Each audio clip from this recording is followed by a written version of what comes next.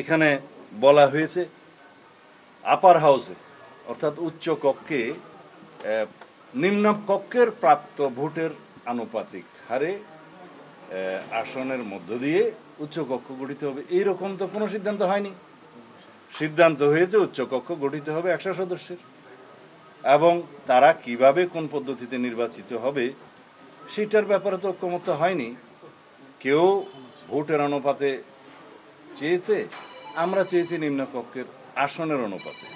এখানে বলা আছে যেভাবে নোট অফ ডিসেন্ট দেয়া হয়েছে সেই নোট অফ ডিসেন্টগুলো নির্বাচনী ইশতেহারে উল্লেখপূর্বক যদি আমরা ম্যান্ডেট প্রাপ্ত হই, যে রাজনৈতিক দলসমূহ ম্যান্ডেট প্রাপ্ত হয়, তারা সেইভাবে সেটা বাস্তবায়ন করবে। তারপরে এখানে পিআর এর ভিত্তিতে তারা প্রস্তাব সরাসরি করে ফেললেন এবং এখানে কোনো নোট অফ ডিসেন্টের উল্লেখ নাই।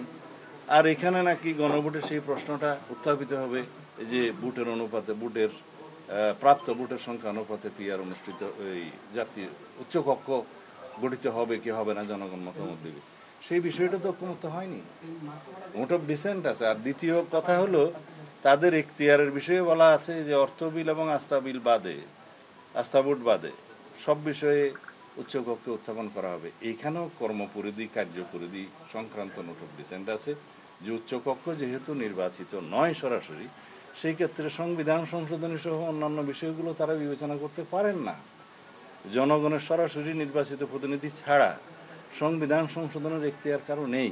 তো এই বিষয়গুলো আলোচিত হওয়ার পরেও, নোট অফ ডিসেন্ট থাকার পরেও তারা সরাসরি সংযুক্তিতে, এই আদেশের সংযুক্তিতে তারা রেখেছেন। এগুলো কোনোভাবে বিবেচনা করা যায় না।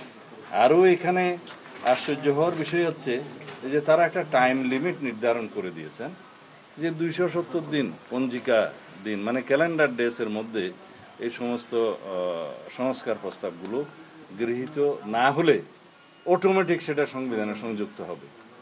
এটা একটা হাস্যস্কর ব্যাপার। সংবিধানের কোনো বিষয় সংশোধিত হওয়ার পরে এটা একটা আইন, সেই আইনটা পার্লামেন্টে যথাযথভাবে পাস হওয়ার পরে যখন স্পিকার সই করে রাষ্ট্রপতির কাছে দিবেন, রাষ্ট্রপতি সই হওয়ার পরে সেটা তখন আইন হিসেবে পরিণত হবে।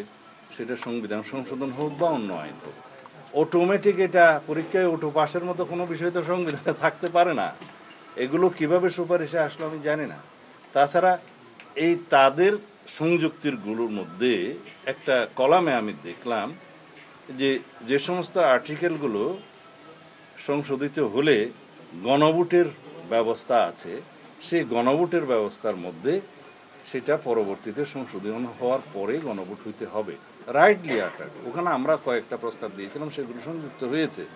কিন্তু এখানে তো এই সমস্ত ইটারনিটি ক্লজগুলো তো এখানে আছে, বেসিক ক্লজগুলো তো আছে, সেগুলো তো আমরা প্রস্তাব করেছি সংশোধনে নেওয়ার জন্য।